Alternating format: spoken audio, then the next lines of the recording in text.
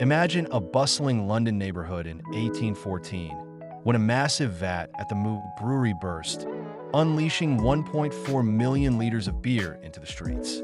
That's enough to fill over 500 bathtubs.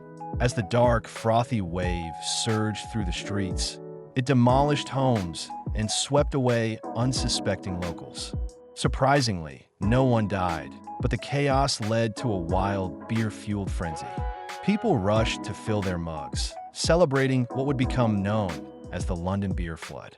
This bizarre event not only left a mark on history, but also highlighted the unpredictable nature of brewing in the 19th century. Who knew a brewery mishap could turn into a legendary party?